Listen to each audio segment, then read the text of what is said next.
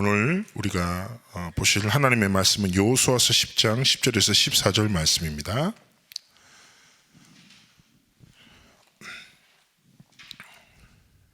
여호수아서 10장 10절에서 14절 말씀을 우리 한 목소리로 합독하십니다. 여호와께서 그들을 이스라엘 앞에서 패하게 하심으로 여호수아가 그들을 기브온에서 크게 살육하고 베드론에 올라가는 비탈에서 추격하여 아세가와 막게다까지 이르니라. 그들이 이스라엘 앞에서 도망하여 베드론의 비탈에서 내려갈 때 여호와께서 하늘에서 큰 우박 덩이를 아세가에서 이르기까지 내리심에 그들이 죽었으니 이스라엘 자손의 칼에 죽은 자보다 우박에 죽은 자가 더 많았더라. 여호와께서 아무리 사람을 이스라엘 자손에게 넘겨주시던 날에 여호수아가 여호와께 아뢰어 이스라엘 목전에서 이르되 태양아 너는 기브온 위에 머무르라. 달아 너도 아얄론 골짜기에서 그리할지어다 하매 태양이 머물고 달이 멈추기를 백성이 그 대적에게 원수를 갚기까지 하였느니라. 야살의 책에 태양이 중천에 머물러서 거의 종일토록 속히 내려가지 아니하였다고 기록되지 아니하였느냐. 여호와께서 사람의 목소리를 들으신 이 같은 날 은 전에도 없었고 후에도 없었나니 이는 여호와께서 이스라엘 위하여 싸우셨습니다. 아멘. 네. 아침에 그 이중주차의 문제로 인해서 정말 간절한 마음으로 기도하면서 왔습니다. 좀 늦었습니다. 죄송합니다. 자, 오늘 말씀의 제목은 전무후무 이전의 것입니다. 우리의 삶의 큰 역사 응답 이전에 우리가 먼저 가져가야 할 근본이자 우리가 평상시 항상 누리고 있어야 할 것이죠. 그래서 많은 사람들이 어떻게 보면 인생의 중요한 역사를 중요하게 역사가 일어나고 응답을 일어난 게 굉장히 중요하게 생각하지만 이미 하나님이 우리의 삶에 주신 것들, 우리의 삶의 근본이 되고 우리의 삶의 매일 속에 누려야 할 것이 있는 것입니다. 자, 서론에 결국에는 산소 역할이 되게 중요한 거죠. 우리가 말씀을 아는 것도 되게 중요하죠. 그리고 말씀을 적고 말씀을 정리하는 것도 중요하지만 결국 가장 중요한 것은 무엇입니까? 그 말씀이 우리의 삶의 실제 삶의 그 과정 속에서 연결되는 것입니다. 그래서 전에 어떤 책에서 이렇게 표현하던데요. 그리스도인과 쉽게 얘기하면 불신자의 일주일은 다르다는 거예요. 똑같이 살아가는 것 같지만 그러니까 불신자들은 6일을 살고 하루를 쉰다, 주일을 쉬는 거다. 그러나 그리스도인은 주일 주시는 하나님의 힘으로 6일을 살아가는 거라고. 그래서 우리는 일월화수목금토를 살아가고 그다음에 불신자들이 월화수목금토를 살아간다 말하는데 단순한 의미이기도 하지만 참 동의되는 말이기도 했습니다. 결국 주일날 하나님이 예배를 통해서 주신 말씀이 무엇이 되야 됩니까? 우리의 삶의 방향이 되고 우리의 선택과 가치의 기준이 되고 그 말씀 속에 실제 나의 정체성을 발견하고 누리는 삶을 살아가기 원하시는 것이죠.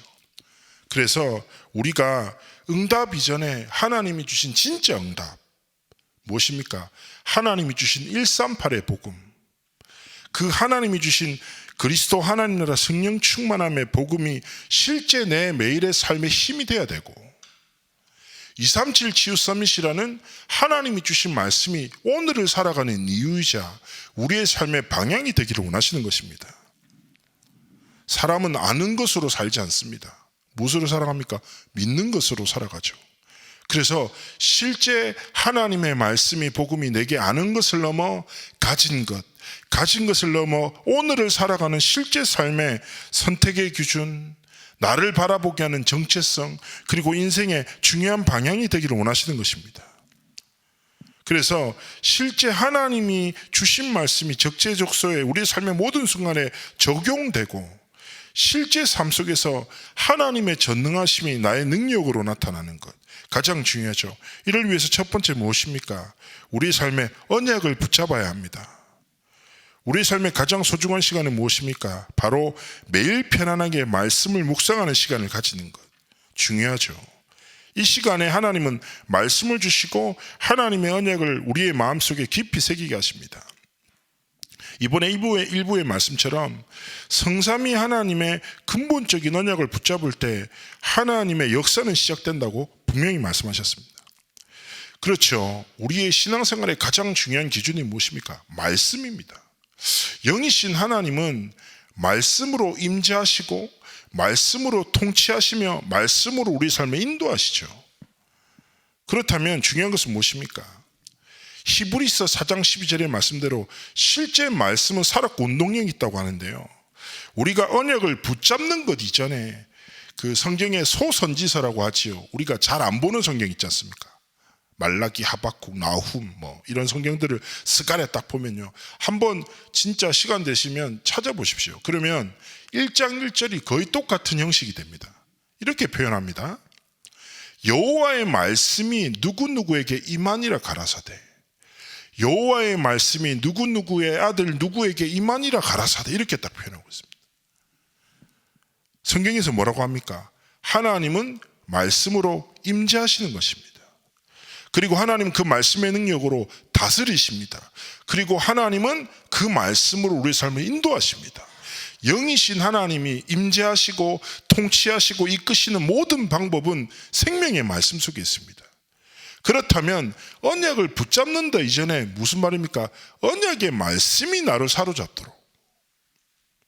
그래서 진짜 하나님의 말씀이 예배할 때 나에게 임하고 내 생각과 내 인생을 다스리시도록, 그리고 정말 내 삶이 하나님이 원하시는 인도하심 속에 있도록 우리의 삶을 말씀 앞에 마음의 중심에 무릎을 꿇고 하나님의 말씀을 붙잡는 것이 가장 중요한 것이죠.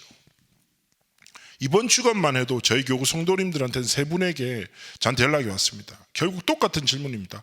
언약을 붙잡으라는데 도대체 뭘 어떻게 해야지 붙잡는 거냐고 얘기하시더라고요. 그래서 진짜 한 권사님은 메시지 노트를 계속 들고 다니면 되냐면서 이렇게 얘기를 하시더라고요. 그래서 제가 웃으면서 얘기했죠. 메시지 노트 들고 다니는 것도 중요하죠. 그러나 중요한 것은 무엇입니까? 그래서 얼마 전에 강단에서 그 말씀 하셨잖아요. 하나님이 강단을 통해 주신 말씀을 쭉 정리하다 보면 하나님이 내게 주신 한 문장과 한 단어, 딱 그걸 붙잡고 하나님 앞에 일주일간의 하나님께 드리는 신앙 고백 되도록 하나님께 딱 고백하시라고. 그래서 우리의 삶에 하나님이 주신 말씀이 뭐요?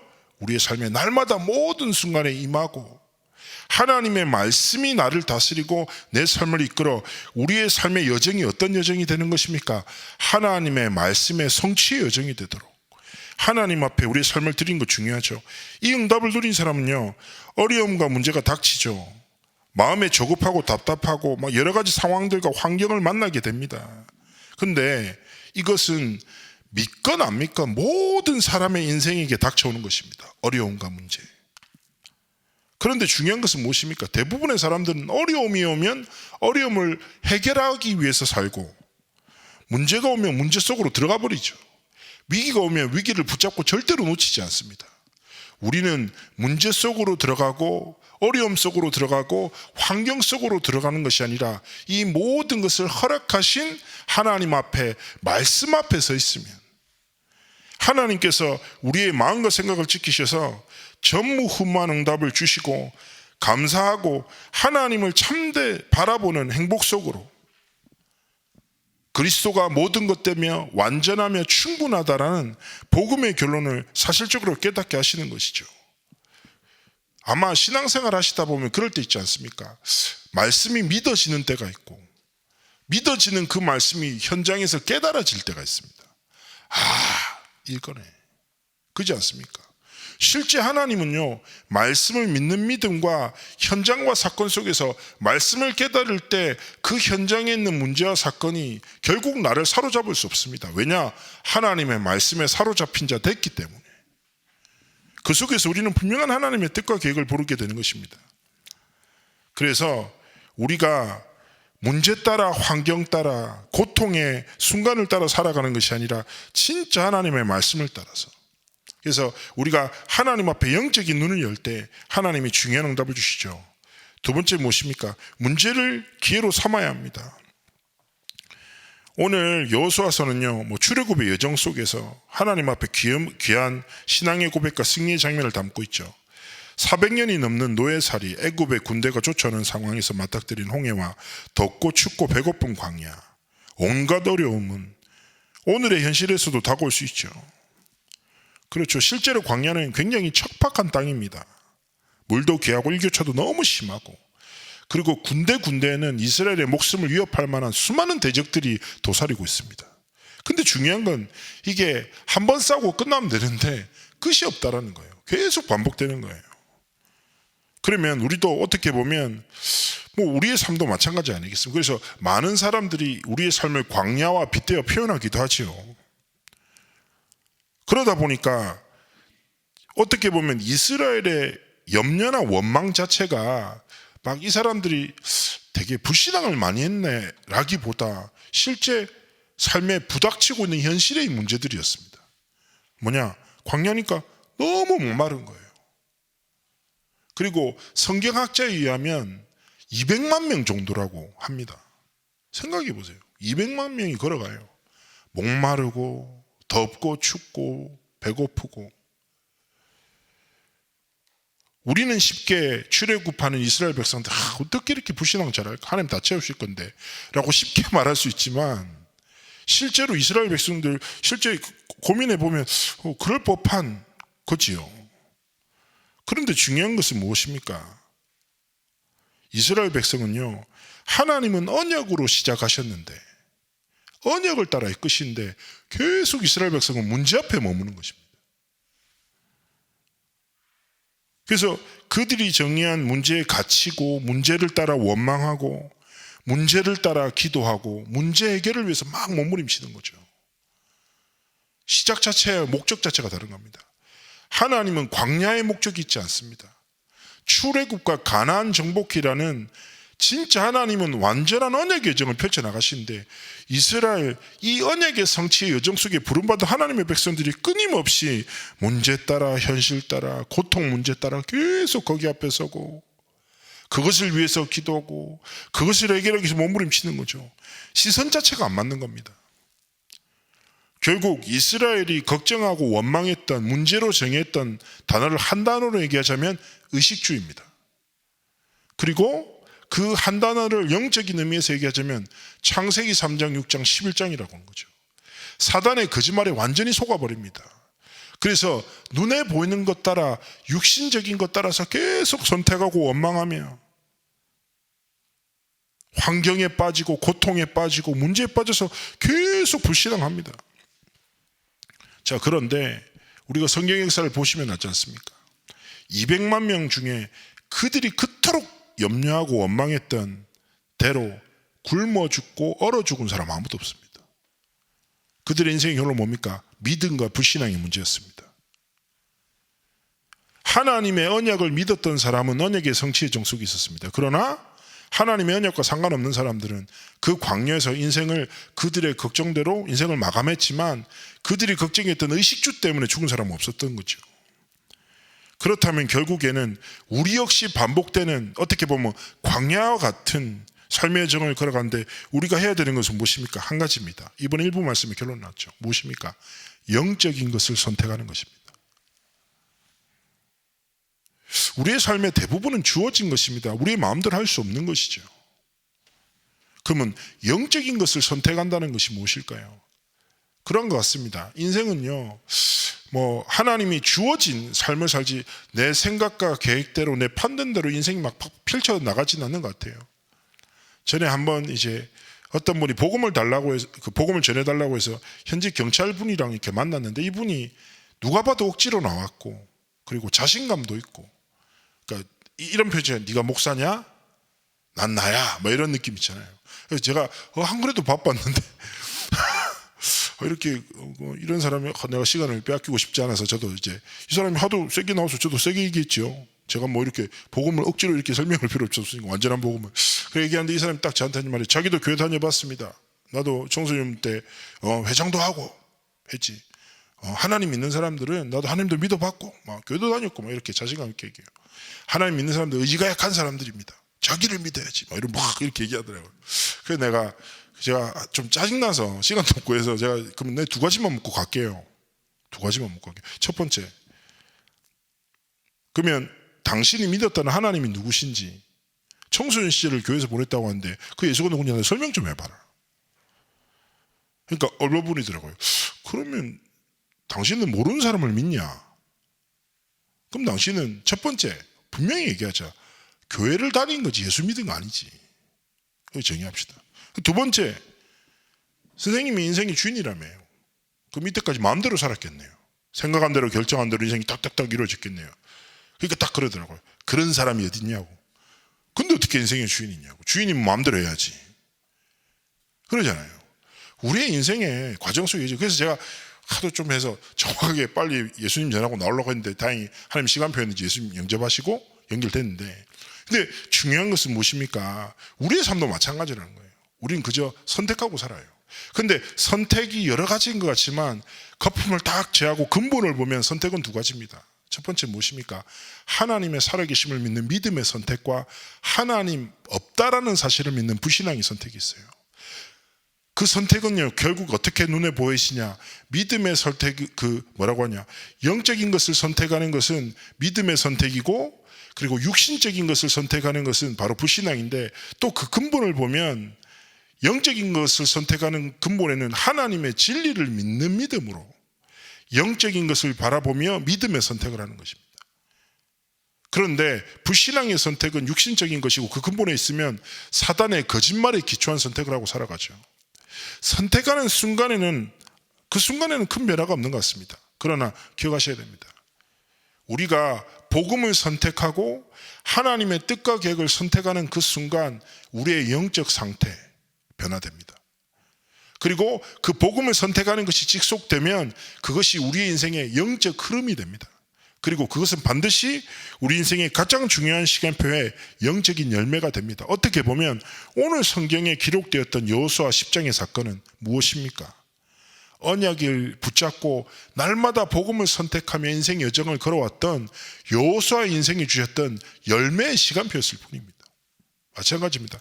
그렇다면 우리가 하나님 앞에서 오늘을 진짜 하나님의 진리, 대부분의 사람들은 이익과 손해를 기준으로 해서 이익을 가지고 선택하죠. 우리는 아닙니다. 무엇입니까? 내 이익이 아니라 복음의 유익. 내가 어떤 선택을 하면 복음에 유익하지? 그리고 대부분 세상 사람들의 선택의 기준은 무엇입니까? 내가 인정받고 칭찬받는 거예요. 우리의 선택은 무엇입니까? 내가 인정받고 칭찬 듣는 것이 아니라 어떤 선택을 하면 하나님이 영광 받으실까? 하나님의 말씀에서 내가 어떤 선택을 하기 원하시지? 아무것도 아닌 것 같지만 모든 것을 변화시키는 중요한 기준이 되는 것입니다. 이 비밀 가진 자를 통해서 하나님은 하나님의 역사를 이루시고 우리의 삶 자체를 전무후무한 작품으로 하나님의 재창조하시는 응답 속에 있게 하시는 것입니다. 결론입니다. 우리의 삶이 한 번뿐인 삶이 아닙니까? 그래서 저마다 가치 있다고 생각하는 것에 가치를 두고 살아가지만 하나님이 남은 자로, 순례자로, 정복자로 우리의 인생을 예정하러 가신 것이죠. 그래서 말씀이 선포될 때 우리가 입으로 아멘 하는 것이 아니라 우리의 인생으로 하나님 앞에 아멘 했으면 좋겠습니다. 저는 항상 신앙 고백하는 것이 오늘 선포되는 하나님의 말씀이 내가 살아가는 오늘이 되고 그 말씀의 성취가 내 미래가 되도록, 그래서 우리의 인생이 뭐예요? 한 단어로 언약의 여정이 되도록 하나님 앞에서 진짜 말씀을 붙잡고 하나님이 주시는 완전한 70운동과 237 치유 서밋의 그 여정 속으로 우리의 삶이 하나님께 드려지기를 주의 이름으로 축복합니다. 제가 기도하겠습니다.